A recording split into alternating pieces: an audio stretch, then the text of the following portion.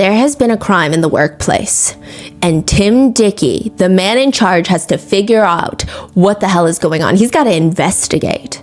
He's sitting down with everybody. Anybody that's heard or potentially saw anything, he's sitting across from them because all of these people could be witnesses one day. And they all tell him the same thing. Well, everyone talks about them having an inappropriate relationship. Okay, I see. I mean, have you seen anything with your own eyes, or is it just a rumor that you're hearing from everyone, your peers? Well, I've heard a lot from a lot of others that they're dating. It's pretty clear, though, that she has the power and she favors him. He barely puts in any work and he gets all the rewards. Honestly, it's a pretty gross, massive power imbalance, to say the least. Another person tells Tim Dicky along the lines of, I've heard that they met up after hours, that they have these secret meetings in the night in her car. It's all very hush-hush. But the worst part is, I've heard the rumor that she's actually pregnant. Others say that's not even the worst part. It actually does indeed get worse. They say that they've heard rumors that sometimes he would stand behind her desk and she would pretend to go under her desk to look for something. Oops, I dropped my pencil, crawl down there, and in front of everybody else in the room, she would, quote, touch his stuff. Not to mention some of the notes found in her desk that he allegedly wrote. One just reads, "You're sexy." Another reads, "I want you. Let's smash." 6 feet long. Whatever that means. The witnesses' statements are pretty consistent, but Tim Dicky thinks, well, what if they're too consistent? It's a little too convenient, right? I mean, he thinks all the stories kind of sound similar, like they're all just rumors that people have been circulating from desk to desk, but has anybody actually seen anything? It's time to bring in the suspect. They bring in 27-year-old Brittany Zamora. She walks into Tim Dicky's office. She's sitting at the other end of his desk, and there's already tears just streaming down her face. It does not appear that she's having a good time. Listen, Tim, please. There are really only 2 things in this world that I care about, and it's my husband and my career. That's it. Tim Dicky is smiling because that makes sense. And she was like one of the first people he hired since he got the job running this place. And she did win the 2016 County Teacher of the Year award. Welcome to practice. This is where all you noobs become yellow turds. Yeah. There's no way she's essaying and her 13-year-old student in a class full of kids, right? What? There's no way she has an 11-year-old boy standing lookout while she essays his best friend in her classroom. Even if Tim Dicky doesn't believe it, the least he can do is alert the 13-year-old student's parents, correct? Instead, Tim Dicky sits all the other students down that have reported the inappropriate behavior. He says, "Thank you all for coming to me with what you've been hearing in the hallways. But do you know how dangerous rumors can be? You can ruin someone's career with these types of rumors." And he scolds all the students for spreading rumors, and it gives Brittany enough time to target her next potential victim, an 11-year-old. This is the case of Brittany Zamora and what happens when the victim's parents find out and when Brittany's own husband finds out. We would like to thank today's sponsors who have made it possible for Rotten Mango to support the National Center for Missing and Exploited Children, also known as NCMEC. They focus on finding missing children, reducing child sexual exploitation, and the prevention of child victimization. This episode's partnerships have also made it possible to support Rotten Mango's growing team, and we'd also like to thank you guys for your continued support. As always, full show notes are available at rottenmangopodcast.com. Disclaimers: today's case has mentions of grooming and CSA. Please watch with caution. The names of the minors have also been, of course, protected and changed. So with that being said, these are all pseudonyms except for the perpetrators and the adults. Let's get started. Do you know what the pre-divorce stage is? It's when you see 2 people in a relationship, in a marriage, and you know that they're going to get divorced. They just haven't filed divorce yet. They might not even know that they're going to get divorced, but you just feel it in your bones. They are in a stage of pre-divorce. My biggest thing is, I guess it's very difficult to say if you can see when couples are going to get divorced. Everybody's different. But when they are incredibly mean to each other in front of people, I'm like, I feel like a pre-divorce is happening. One netizen says, "Oh, my pre-divorce signal is even stronger." He's older now. He's seen all these couples come and go. And he says, when I see a divorce coming, and this is not 100% of the time, obviously there's exceptions, don't get upset, people.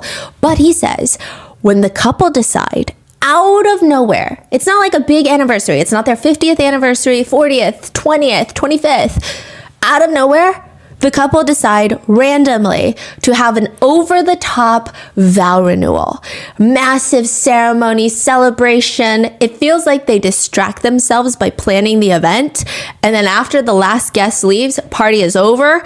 They go back to reality. The marriage is shitty, divorce incoming in like 6 months. What? Yeah. And he's saying obviously there's exceptions of people who have anniversaries or have been planning it for a long time, or they had a life-altering moment where someone was diagnosed with something and then recovered. Those are different. Yeah. He's saying like so random. Okay. Another one said, oh, I was at a wedding and I knew. This was pre-divorce at the wedding. The groom was making a toast to the bride, you know, the woman that he's marrying. And he talked about how he initially didn't like her because she never shut up. But now she's learning to, quote, put a sock in it. And then he jokingly turned and then air backhanded her face. Like not actually hit her on the face, but like in the air. Pretended to hit her. That is wild. To the guest's credit, nobody laughed. There's just awkward, deafening silence. They got divorced 2 months after the wedding. One Redditor states that she knew her divorce was coming pretty early on. She says, well, my husband smashed cake into my face at the wedding, even though I begged him for months prior not to. He also introduced me as his first wife at our reception party for our wedding to everybody. He thought it was hilarious. We divorced over the summer, and I am so much happier. Another Redditor says, oh yeah, when you can tell your marriage is coming to an end, it's pretty easy. You drive home from work, you come around the corner, and if you see your partner's car in the driveway and feel sad or disappointed, that's the sign you need. Another ex-wife said, oh, mine was weirder. Right after the wedding, I moved in, and the thermostat that controls the temperature, he put a password on it, and he wouldn't let me have the password. Wow. For Daniel, the signs were probably a lot more obvious, but he just sped right past them. They went over his head. Daniel, maybe he likes all the signs. I don't know, which is more alarming. Because the pre-divorce, other people saw a pre-divorce. He didn't see anything. He just gets served divorce papers out of nowhere after everything that they've been through from their proposal. Daniel even wrote this long, sappy message to Brittany online about it. He writes, from the moment we first saw each other, we have been falling for one another. So it was only appropriate to ask Brittany to marry me while falling. He proposed this whilst on a skydiving trip, and now after 4 years of marriage, she wants to divorce him.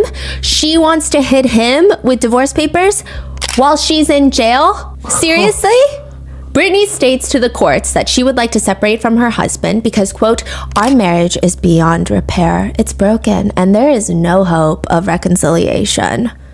What defines that a marriage is broken beyond repair with no hope of reconciliation? A few years prior, Brittany hands Daniel the phone. This is when they're still married, still living together.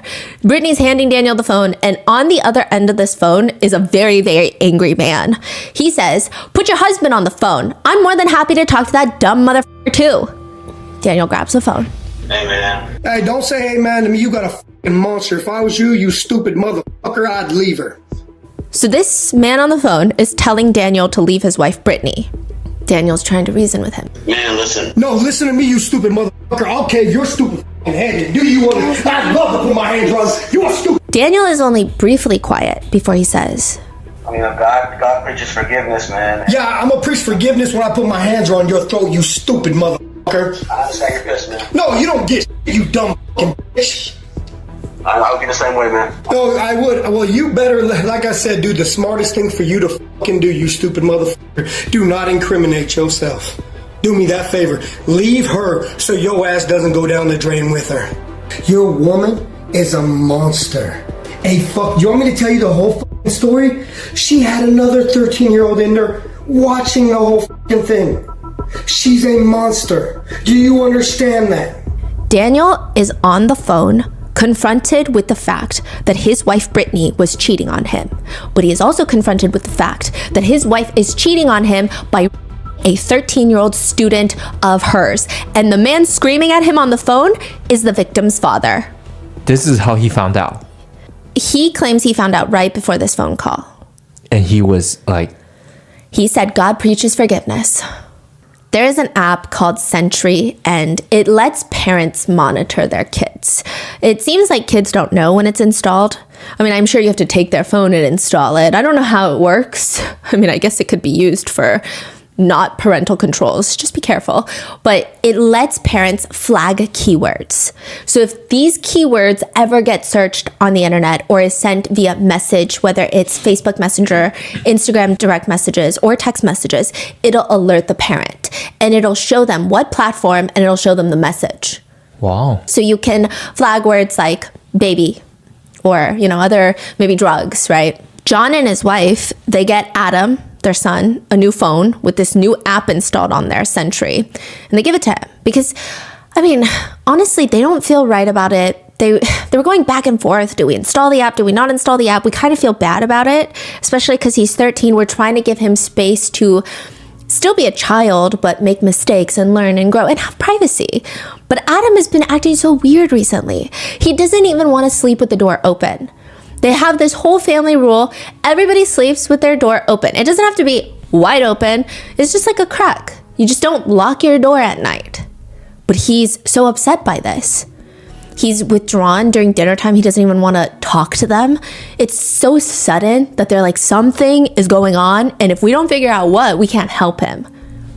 The stepmom has the parent version installed on her phone, and she put all the keywords in, and the day after installing the app, she's just getting ding, ding, ding, ding, ding. Her phone is blowing up.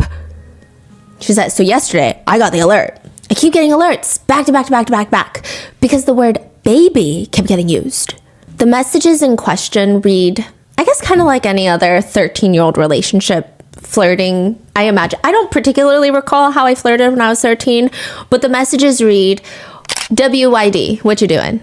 On the bus texting you. So Adam is texting, on the bus texting you. Oh my God, you're so cute, baby. I wish you could have stayed after with me. I know, I wish I could, baby. Heart emoji, heart emoji. The person responds, I wish I could hang out with you whenever we wanted. Adam responds, same. I think about it so much. I think about it so much too. Aw, baby, I know what you mean. You're all I think about. It's kind of giving like two 13-year-olds flirting. Another thread of messages read, from Adam, you're mine. Yes, baby. Which again, I don't necessarily recall how I was flirting as a 13-year-old, and I'm sure per parent it's different how one feels about their kids sending these types of messages. I don't know, perhaps a child psychologist would know better if this is normal development to talk like this or not. But so far, it's not the most alarming thing in the world. But there's more messages that start to escalate and get increasingly stranger. A message from Adam reads, I need more redacted from you, heart. Now, these are obviously not redacted to Adam's parents, but it's redacted in the police records. But the parents have seen it. You can kind of fill in the blanks on what it says. The person receiving the message goes, question mark, you okay? Sorry, baby, my parents called me. Ugh, I thought you got in trouble. I GTG do chores. I love you. I'll see you tomorrow. The person responds, ILY, heart. Okay, they're saying I love you. It seems like it's more serious 13-year-old relationship. It's getting a little more alarming. Then Adam receives a message. I want you too, baby. So bad. Whenever we can, I'm down. Heart. Like you for real get sexier to me every day. LOL. Wait, who said this? Whoever is sending this to Adam. Adam's stepmom says, so I'm reading through the conversations, and I've done this before with other conversations of his as well, but this time at the bottom, she sees something at the bottom of the messages, and she's looking at it twice, 3 times, 479 times, because there is no way. I mean, there's just no way. The app Sentry will tell you what platform the messages are being sent from and what the account name is. So it just gives you your handle. So if it's on Facebook, it gives the handle. Or on Instagram, it gives the handle. At blah, blah, blah. And it's at Mrs.Zamora. Adam's 6th grade teacher through Instagram. So she's like, no. I mean, maybe Maybe it's just someone with the same name. Or like, you know how kids are. Maybe they'll make an account for their teacher and just mess around. So she first only saw that he's flirting with someone. Yes. And she thought maybe this is just like a girlfriend. Yes. And when she saw that handle, that's when she realized, oh my gosh. She's like, what the hell is going on? Okay. Then she goes on Instagram and she checks that handle because she's like, again, it could just be an account. You can technically name your handle anything on Instagram. There's no law. She goes and it's the same spelling, same everything with the real account of Mrs. Zamora. And she knows this because she's messaged Mrs. Zamora too about homework before on Instagram. And the stepmom says, but what even more confirmed it was her first name was used in the conversation. So either she wrote it or he wrote it and they put, so the two were flirting and they wrote, Brittany, insert Adam's last name. Other messages read, what are you doing? Thinking about your sexy self. Heart emoji, heart emoji. And then Mrs. Zamora responds, "Aw, baby, I wish you were here with me." And she proceeds to send a video. And I don't know why Diddy is everywhere, but he's here too. She is pointing at her car stereo with the caption, "When the radio plays that good shit," and it's Diddy's song, "I Need a Girl." And the lyrics are, "I've had a lot of women in my lifetime, but see, it's not a lot of women that got the right mind. I've done a lot of pretty chicks with all the right features. Cell phones and beepers, you know how to treat you. You break her heart, she'll walk out and leave you." Yeah. Wow. So immediately, Adam's stepmom is calling Adam's dad. "Oh, husband, you got to do something. You got to come home. This is serious." He gets home. They confront Adam, and they even see that Mrs. Zamora had sent pictures of her private parts with her chest fully exposed, as well as below private parts fully exposed, wearing black lingerie that is crotchless. So the app also shows photos? They confronted him. And they saw those photos. They tell Adam, "We need you to be completely honest right now. We already know the answers to everything we're going to ask. So we just need you to tell us the truth. Who are you talking to? And have you done anything with your teacher?" Adam quietly responds, "Yeah." He tells them that, remember that one time he brought home that permission slip to stay longer after school to set up posters for the talent show? That's when it happened. That's when his teacher essayed him. But it would happen several more times. So now, Adam is texting Brittany. "I want to F." Okay, it's redacted, but presumably I want to F. "So bad, baby. Those times weren't enough for me." Adam sends the message and his dad is standing over his shoulder. The way that Adam's dad describes it, he says, "Sorry to use this language," he says that, "but you're going to text this bitch and you're going to trap her. You are going to make her tell me everything through these messages." Adam texts her that and she responds, "I want you, baby. I want you every day with no time limit. If I could quit my job and f you all day, I would." Adam's dad probably takes over the phone at this point, I presume, and he sends another message. "I need more redacted from you. I'll give you whatever you want, baby." And with that, they're immediately calling the police. And they start getting these weird restricted calls. Soon after, like a few hours later, they keep getting restricted call, block number, unknown number, unknown number. And they're just sending them to voicemail because why are they getting these restricted calls out of nowhere? What does that mean, restricted calls? Like unknown number, unknown number, unknown number. Because you know when you get scam calls, they don't want it to say unknown number. They try to make it look like real numbers. But they keep getting literally unknown caller. Unknown caller. And they're like, this is so random. But they're not answering. They're not answering for the first few times. Finally, they pick up the fourth one, and it's Brittany Zamora. It appears maybe Adam had let her know that they had alerted the police or something, but she calls them. And Adam's dad is not messing around. He starts a conversation. What type of fucking perverted person are you? I want to know right now. You are a fucking monster. You are You're a child molester. Do you understand me? Brittany, on the other end, has the audacity to say, why do you say that? No. Why do you say that? Oh, see, I'm a lot smarter than you. I'm so much smarter than you. You do not understand how much smarter than you I am. I got you. I want you to know that now. I got you. Do me a favor. Do not call this number back again. The next time you'll hear from me will be in court. And make sure you let your husband know that you like 13-year-old boys and suck their dick. I want you to do me a favor. Do that for me, okay? I am coming for you. Which, by the way, Adam's parents did like everything right in this. They did not say, oh, it's a boy's dream. They didn't do any of that. They didn't victim blame. They didn't victim shame. They didn't get upset with Adam. They took all the right steps. I think even in this phone call, he is so clearly has a lot of emotions coming out, which is rightfully understandable, but he's pretty poised. Like nothing he's saying is like uncalled for or not true. Okay. Yeah, you have a wonderful evening, okay, you stupid. Can you explain to me? Can we meet, to talk about this? Is there something we can settle out, outside? Oh yeah, that's what we can do, so I can give you a chance to do it to some other kid. Yeah, that's exactly what we're gonna do. No, Ms. Zamora, do me a favor. Do not call me back again. Do you understand me? Make sure you tell your husband what's going on.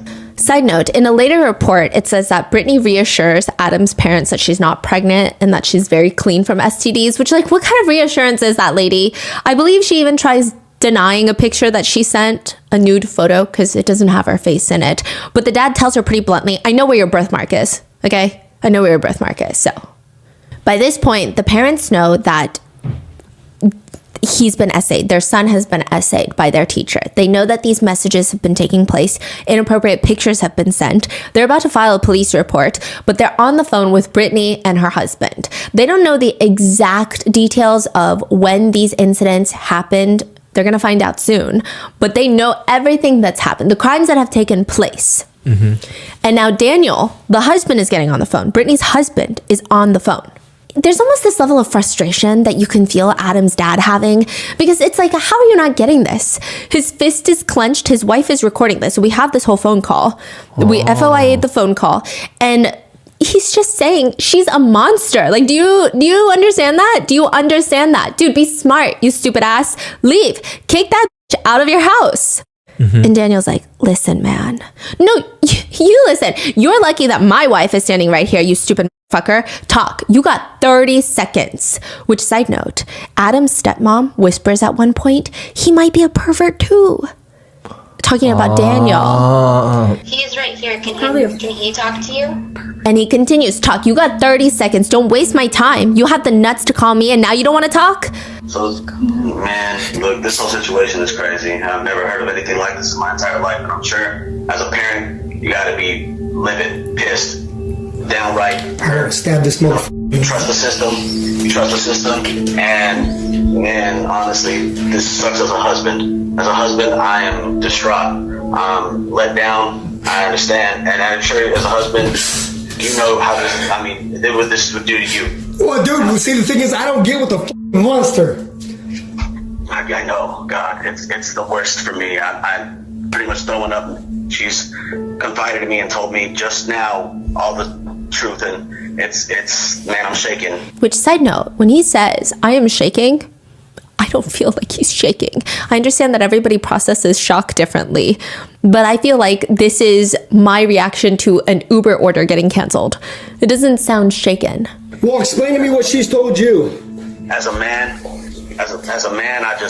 I can't really. No, I want to know. You said she confided in you. Let me know what she told you so I can tell you she told you everything. Let me know if she told you everything. Grab some nuts and talk to me like a man. What the f*** did she tell you she did to a 13-year-old boy? It's, to be honest, it's more of just the messaging. And oh, so she didn't tell you everything then. Oh, man. I mean, I'm hearing it from you, sir. I'm hearing it from you. Well, you ain't gonna hear shit else from me. Not a f***ing thing. So what I'm asking you is if you could possibly, Brittany has been a great teacher for a long time. 5 years, she's done so much for so many students and raised so many people's lives from the ghetto. That's literally what he says. Like, don't even get me started on that. Wow. She's been to, parents' homes to talk to students. She's really done the tutoring program. She's done so much, and she made a huge mistake. The biggest mistake of anybody could ever make in the whole entire world.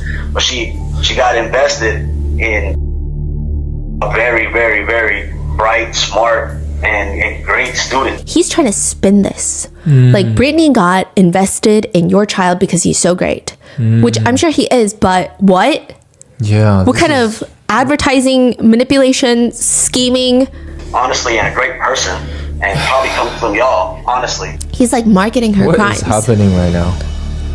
You probably don't even want to hear my voice, and I wouldn't want to hear my voice either. I'd like to hear your voice when I got my fucking hands around your throat. Man, you can put your hands around my throat, man. I probably would accept that right now. You wouldn't be able to stop it. Well, it'd be welcome. It'd be more than welcome. This is the shittiest situation in the world that any man could ever be in. As a husband, how would you feel if your wife did this to you? You'd probably you'd probably kill somebody, because... No, I'd call the cops, bro. The thing is, the difference between me and you is that I don't get with women like that, my man. I don't do it. My wife's a good woman. She raised good kids. And your wife preyed on one of my kids. Do you understand what a 13-year-old boy did? Having sex with a teacher? Do you get that at all? You're asking me to forgive. I don't think they had sex. I'm not even getting involved with this. You'll know the truth in a few short days. Trust me, I know everything. I know absolutely everything. And with that, he hangs up the phone. He calls the police, Adam's parents do, and a whole investigation begins, and it just gets messier. There are 2 main interviews that are done, one with the victim, Adam, and then another hour-long interview with the victim's best friend. The interview with Adam, you don't see him because obviously his identity is protected, but he just sounds so young. There is like a certain cadence that children have. Obviously, some people don't shed it for a while. There's nothing wrong with it, but the way he answers questions is incredibly childlike. Tell me about a couple things that you like to do. I play football, write, and draw. The authorities are just trying to understand, okay, how does something like this even happen? Like, she's had to have a certain level of grooming already established in order to send these types of messages to the victim. And they're wondering, how did you guys even start messaging? There's this app called Classcraft. Classcraft is supposed to foster a positive school climate and educational outcomes. It's a message board. You can message your teachers and ask them one-on-one about questions of homework, under the presumption that this is a well-monitored communication forum. And likely nobody uses the chat function to do anything but ask questions about school or class times, because let's be so real. What teacher wants to talk to their kids outside of school hours? And what student wants to talk to their teacher outside of school hours? Unless there's a problem with schoolwork. But Brittany tells her class one day, I'm going to be out of school tomorrow. You guys are going to have a substitute teacher, and I'm just going to be really bored. So if anybody else is bored, you guys should message me on Classcraft. It's not about an assignment. It's not about their project. It's just, I'm bored. Adam messages his teacher that day, hi, Mrs. Zamora. And she texts back, hi. She starts asking him these weird questions. Would it be weird if I sent you a winky face? Adam said that he was confused, and he just responded, no, it's just a winky face, lol. And Brittany responds, I'm bored. LOL, I am too. Come over. And he says, on my way, car emoji. But obviously JK because he's 13. And That's crazy. That's how it started? yes. Wow. Eventually, they start talking about the school dance, and Brittany is asking Adam if he's going to the school dance, which he just casually responds, I don't think I'm gonna. I might, though. And she responds, oh, Salty Bay, calling herself Salty Bay. From there, Brittany guides the conversation, and she moves everything onto Instagram. Adam says, I don't remember how it got like really intense, but we would flirt, and she would say things like, oh my God, I love you. And I would say I'd love her too. And then she would talk about how she wanted to do stuff with me, and I would tell her that I wanted to do that too. He says, yeah, we would flirt a lot. Like, we would be at recess and I would talk to her. We would flirt at recess. But then the principal kept getting all these reports of an inappropriate relationship going on. Wow. And he said they were all just rumors, and that he told them that they can't flirt or, well, I guess he didn't say flirt. They can't talk during recess because it feels like Brittany Zamora is picking a favorite. So they were do this in front of everyone. Yeah. And people are reporting because Yes. this is that bad. Not only are people reporting, so the students are, some of them are reporting it to Principal Tim Dicky, but some of them are even messaging Brittany Zamora on Classcraft. There were like 3 girls, students, 13-year-olds, that were messaging her saying, if these rumors are true, like, this is a gross use of power and you should really be ashamed of yourself, blah, blah, blah. Like, telling her. And the principal, Tim Dicky, was, you know, like he was trying to protect what?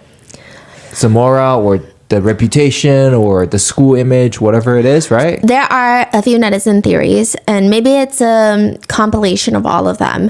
Some people think that Tim Dicky finds Brittany Zamora conventionally attractive, and maybe he was blinded by that.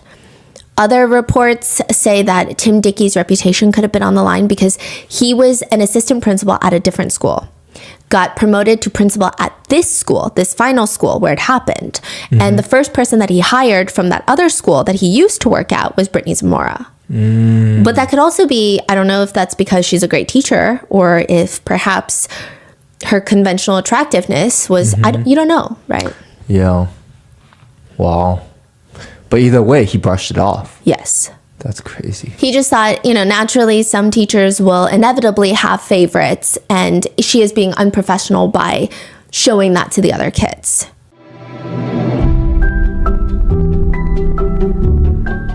In today's digital marketplace, getting started with your small business can be overwhelming, to say the least. When my family and I wanted to sell Grandpa Mingo's limited edition art, we were at a complete loss trying to figure out the online side of things. We wanted to make sure that the customers felt safe checking out with us online, that it didn't look sketchy or feel weird. I mean, thankfully and honestly, we couldn't have launched the business without Shopify. Shopify is an all-in-one commerce platform to start, run, and grow a business. Shopify is the #1 checkout on the planet, trusted by millions of customers worldwide and trusted by business owners, including myself. Not only do they make checkout secure and safe for your customers, Shopify's Shop Pay can boost conversions by up to 50%. Upgrade your business and get the same checkout Selena Gomez's Rare Beauty uses. Sign up for your $1 per month trial period at shopify.com/rotten, all lowercase. Go to shopify.com/rotten to upgrade your selling today. Shopify.com/rotten.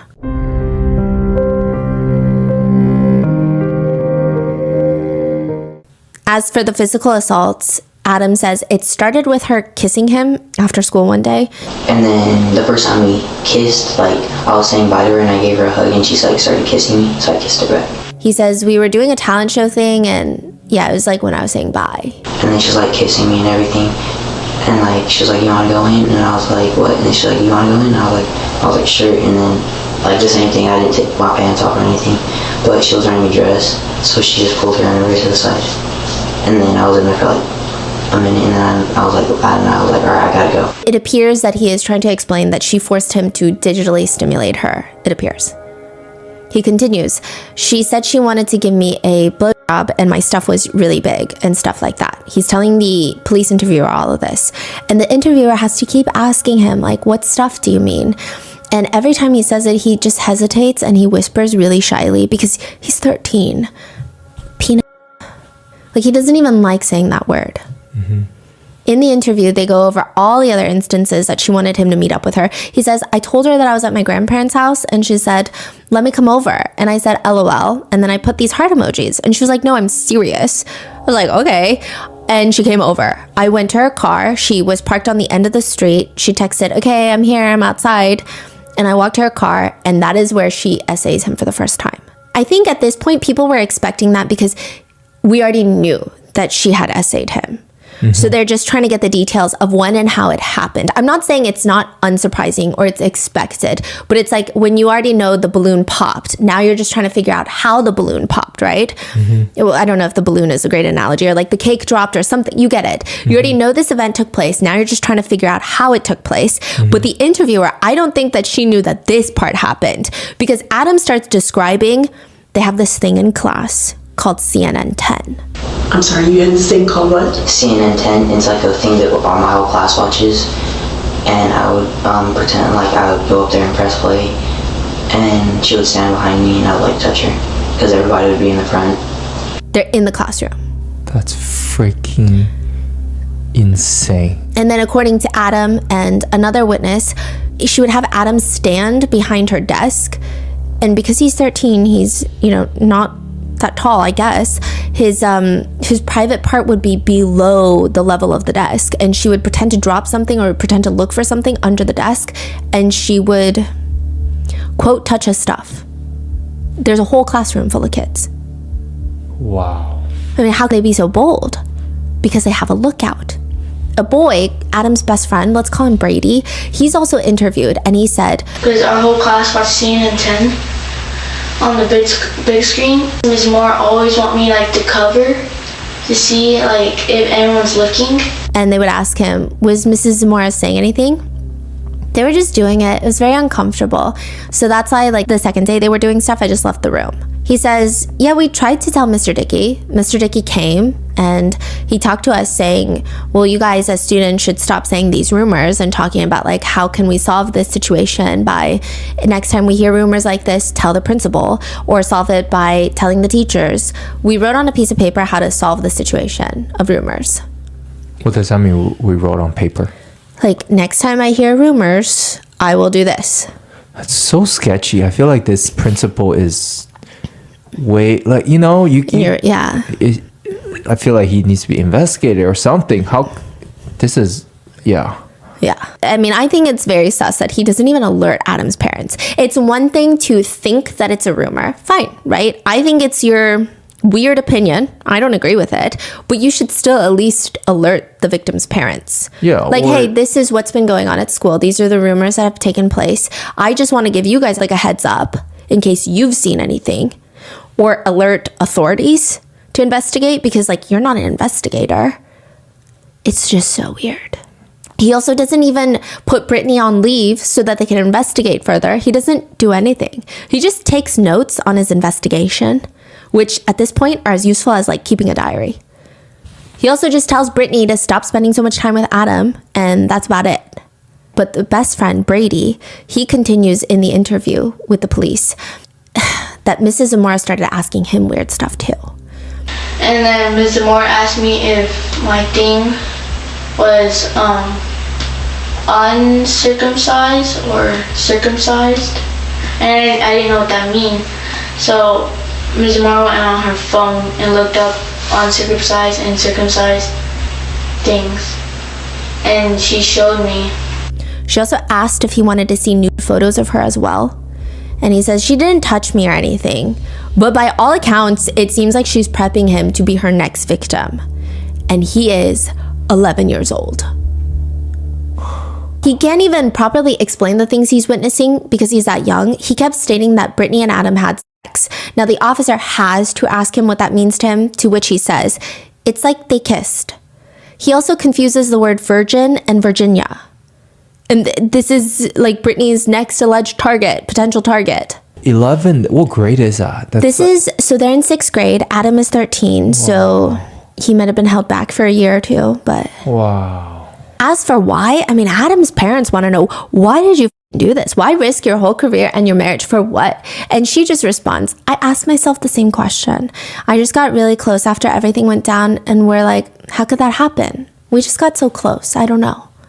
They arrest Brittany Zamora. There's body cam footage of this. And when they're taking her in for arrest, they're taking off all of her jewelry. And she asks the police, do I have to take off my wedding ring? As if she's so in love with her husband. It's so weird. Mm-hmm. Then right to when she's being taken in to be questioned, she asks if there's any way she can talk to her husband. They say no. They take her into their interrogation room and they ask her all the pertinent questions. You know, did they tell you why you're here? Did they tell you why you've been arrested? It's involving a relationship with Adam. I mean, I guess I just want to give you an opportunity because there's really little doubt on what happened. And she says, can I have an attorney? You can. Is that what you want? Yeah. Will I be going home today? No. They tell her she's going to jail, to which she says, I'm little, they're gonna tear me apart. You know who else is little? 13-year-olds, 11-year-olds. To which the officer just straight up tells her, yeah, I mean, if you have problems with somebody, you can voice that to somebody. And if you have problems, they can isolate you. And she starts sobbing. I just have the best husband in the world, and I'm so ashamed. I mean, I do believe calling her a pick-me is the nicest description I can use considering her crimes. But she has this moment where she's arrested. She's handcuffed behind her back, and she has to get into the back of the cop car. The cop is like, here, like, let me help you. I know it's a big step. I'm going to help you. I know it's a big step. I'm only 5 foot. Okay. Wow.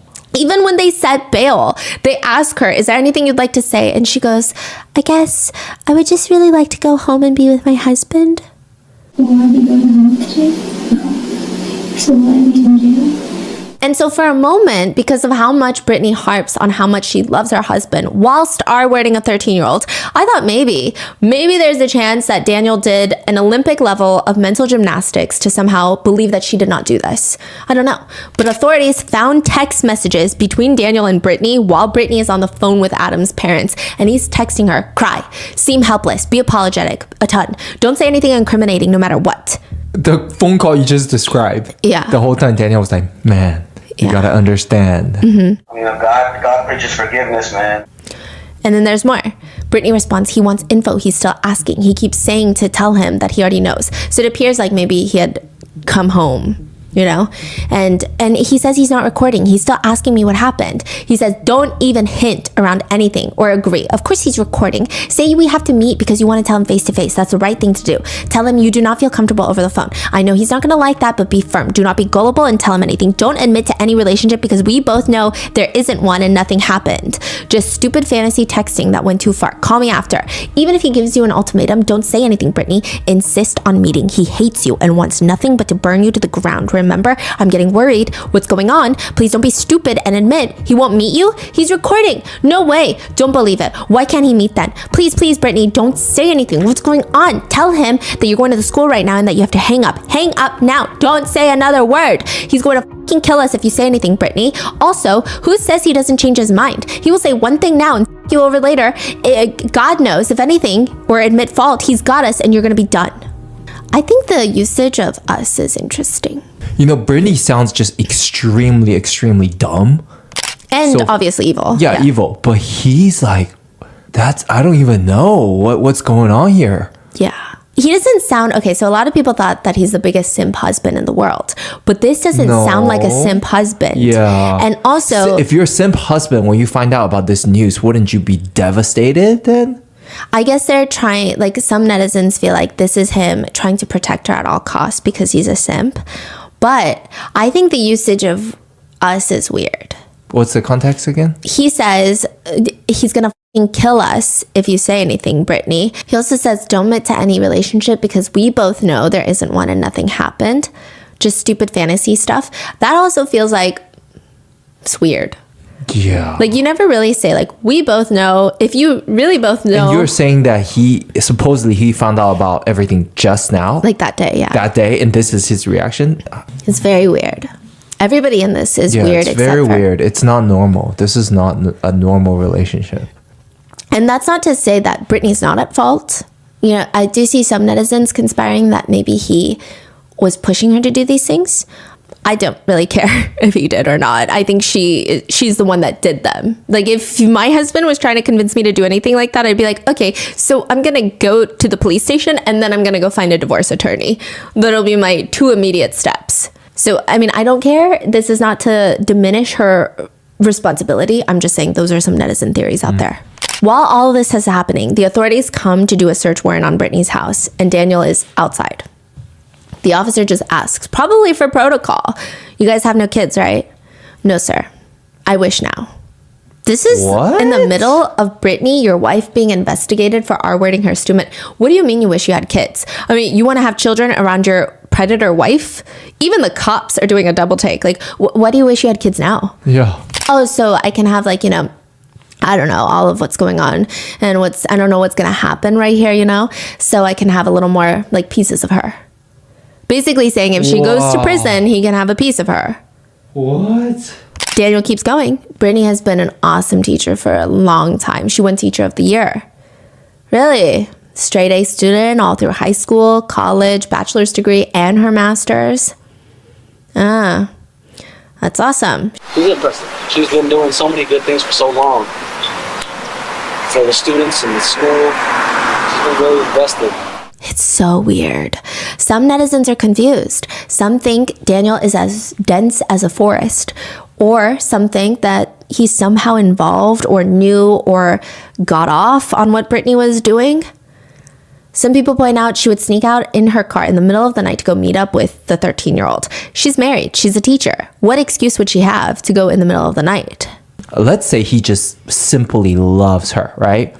But then you found out the love of your life is a monster. doing these type of crimes. The fact that you still love her, like, into this level, like, oh my gosh, she's the best, she's the best, she's the best. How can you still think she's this perfect wife or whatever? So crazy. So that says a lot about him too. Yeah. And he probably should also not be around children then, because like, you think your love of your life is fine after what she did to a child? Yeah. You should not be around children. But very quickly, Brittany divorces him in prison. Some sources state that it's because she was trying to protect their assets, because right after all of this, Adam's parents file a lawsuit against the school board, Tim Dicky, as well as Brittany's husband. And he's listed on the lawsuit. I think it was like a $2.5 million lawsuit. They did settle privately, but maybe it's to protect him from, I guess, division of assets because they're no longer together. Some people say, no, it's just Brittany moving on. He stood by her during the entire trial. Other sources state that she was actually very upset with him and felt like all of this was his fault because he kept telling her to tell Adam's parents to meet up. And some sources say that she believed that got her more years in prison versus just like talking to them frank, admitting, confessing, and being remorseful. Really interesting crossover. But the judge that presided over this is the judge that presided over Jodi Arias' trial, also assigned to Brittany's case. But nevertheless, in a statement to the court, she starts, "Good morning, Your Honor. I want to start off by apologizing to the victim and his family. I'm sorry for the undue stress or pain that I may have caused. I'm ashamed of my actions, and I'm completely remorseful and truly regret what took place. I'm known to be a caring, responsible, happy, and thoughtful person." Which, like, sometimes the truth slips out in really almost unnoticeable ways. She says, "I'm known to be," not "I am," which I thought was interesting. The rest of the statement is more of her talking about how great of a person she is. Prior to this incident, I have been an amazing teacher and citizen. I started programs while teaching to help stop bullying, teach girls about nutrition, fitness, create fundraisers to help with autism, and help families in need. I filled out 25 plus desks with school supplies each year, and even won Teacher of the Year award in 2016. She asks for leniency in her sentencing.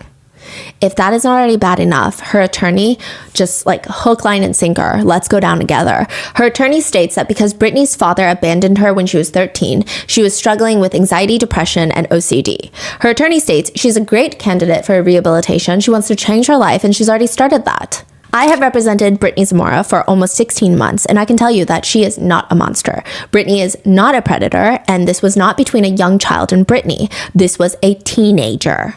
Wow. There were issues with this case. For example, Principal Dicky refused Brittany's request to move the teenager out of the classroom. Brittany Zamora implored Principal Dicky to move him because the teenager had boundary issues and was obsessed with Brittany. Whoa. I am not making that up. I learned that from Principal Dicky. Odd things that were outside of the evidence that you probably all received. She goes on to just victim blame in a bullet point list. Adam's family filed a civil lawsuit within hours of finding out what happened. So what? Adam had 2 cell phones, trying to imply that he's not the nice little kid that you think he is. Okay, he's still a kid, and so what? He had multiple social media accounts. Okay, so do I. And he had behavioral issues.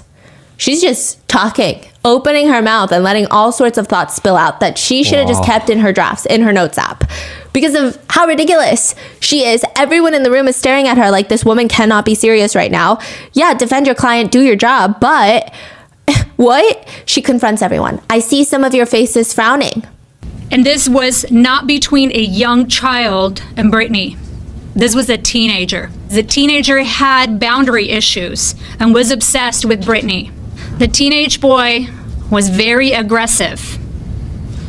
He even was very persistent in asking Brittany about her birthmarks, molars, or anything else that could be an identifiable piece of information. Trying to imply that the kid is like forensically trying to get knowledge on Brittany to pin her to the crime that she so clearly committed.